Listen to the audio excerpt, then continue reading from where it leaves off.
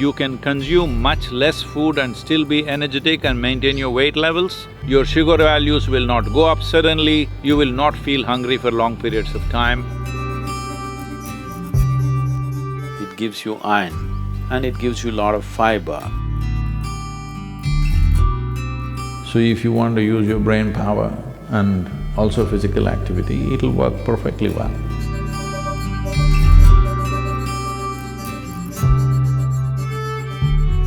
If you eat vegetarian diet, you have to eat consciously. You must make sure there's substantial variety.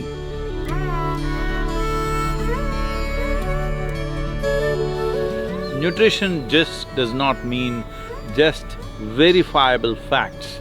Nutrition is about that which supports your life. So in those terms, the millets have a certain power to support human body in many different ways. Millets have the highest level of protein content among all cereals, and calcium content, iron content and many micronutrients which you will not find in regular commercial wheat and rice that largely populations are consuming today. So particularly in Karnataka, just about 40 years ago, every home had ragi diets.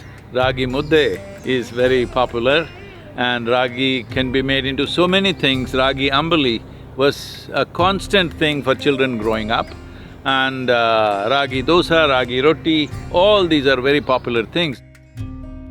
Just about anything that you can do with rice, you can also do with ragi, but we have fallen into one cereal trap, shifting at least 50% to millet diet. Even if you cannot go 100% because of travel and other things, even shifting 50%, you will see three things. One thing is your general health and level of energy will be way higher than what you're experiencing right now.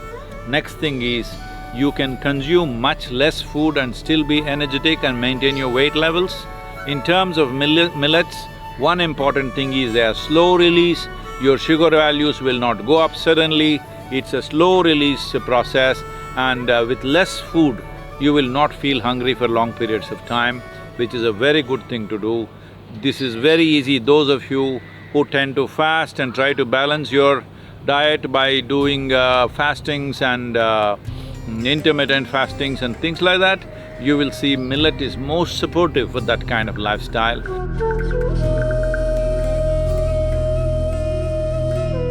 One great advantage with green is it gives you iron and it gives you a lot of fiber, which makes the passage of food easy in the system. The protoplasm in the leaf, which is what gives it the green color, you can never digest that if you eat it raw. If you cook it, you can digest it partially. Only certain aspects of the green leaf you can absorb, rest of it just goes waste. But it serves another purpose, that is, the fiber is one thing, and if sufficient green leaf is eaten, even uncooked green leaf, if it's eaten, it works like a brush. It takes away the mucus in your digestive tract.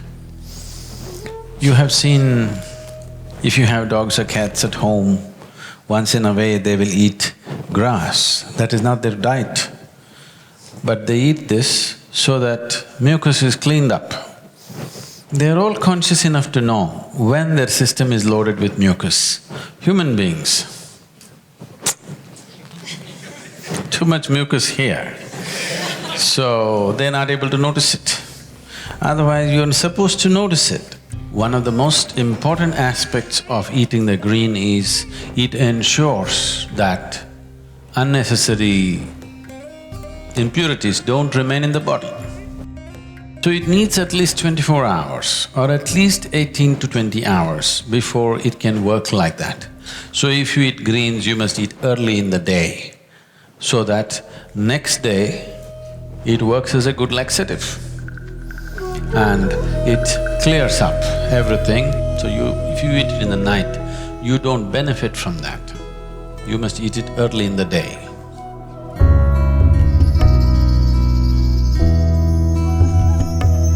So, you know very well the most easily digestible food is fruit. Digestion means the Taragni, the digestive fires as they are known. If these fires have to burn most effectively, fruit is definitely the best thing. So fruit can do miraculous things to the body.